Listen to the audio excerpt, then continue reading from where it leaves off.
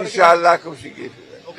আমরা সবসময় আমাদের বাংলাদেশের যে সিদ্ধান্তগুলো এবং সেগুলো আমরা আগেও নিজেরাই নিয়েছি, এখন আমরা নিজেরাই নেব এবং এই দেশের মানুষই নিয়েছে।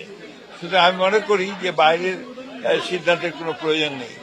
আমি মনে করি এটা কোনো প্রয়োজন ছিল না, কারণ আলোচনা তো শেষ হয়নি এখনো। আলোচনা চলছিল, আলোচনা চলা অবস্থায় এই ধরনের কর্মসূচির অর্থই হচ্ছে যে একটা অহেতুক একটা চাপ সৃষ্টি করা, যেটা আমি মনে করি যে গণতন্ত্রের জন্য শুভ নয় এবং সঠিক সিদ্ধান্ত নেওয়ার ব্যাপারেও শুভ নয়। তো এইভাবে রাজপথে আসলে সমাধান হয়ে যাবে? আমার পাল্টা প্রশ্ন যে রাজপথে আসলে কি সমাধান হয়ে যাবে? আমরা এখন পর্যন্ত সবচেয়ে বড় রাজনৈতিক দল, এ ব্যাপারে কোনো সন্দেহ নেই।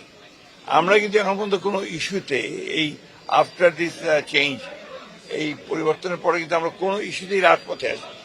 আমরা আলোচনার মাধ্যমেই সমস্ত কিছু সমাধান করতে চাচ্ছি। আমার বিশ্বাস এটা আলোচনার মাধ্যমেই শেষ হবে। Japan Bangladesh joint venture company JBS holdings limited. না, কেন আমরা বারবারই বলেছি তো, পিয়ারের ব্যাপারে আমাদের অবস্থান থেকে অত্যন্ত পরিষ্কার। আমরা পিয়ারের পক্ষে নই, কারণ আমরা মনে করি যে বাংলাদেশের পিয়ারের কোনো প্রয়োজনীয়তা নাই। আপনার অন্য কোন কি বললেন? জুলাই সনদের তো চলছে, জুলাই সনদের আলোচনা চলছে, অনেকগুলো বিষয়ে আমরা একমত হয়েছি। সেই বিষয়গুলো নিয়ে সামনে আসলেই হয়। একটা জিনিস যেটা খুব পরিষ্কারভাবে আমি মনে করি যে এখানে যেটাই করা হোক সেটা জনগণের সমর্থনটা হচ্ছে সবচেয়ে বড় প্রয়োজন। জনগণের সমর্থন আসে নির্বাচনের মধ্য দিয়ে, যে পার্লামেন্ট আসে সেই পার্লামেন্টের মধ্যে সেটা আসে এবং parliament has got every right.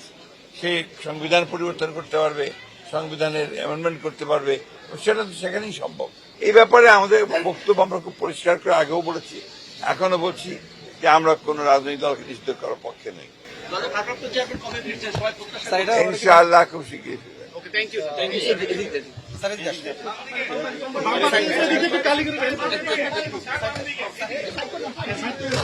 Hello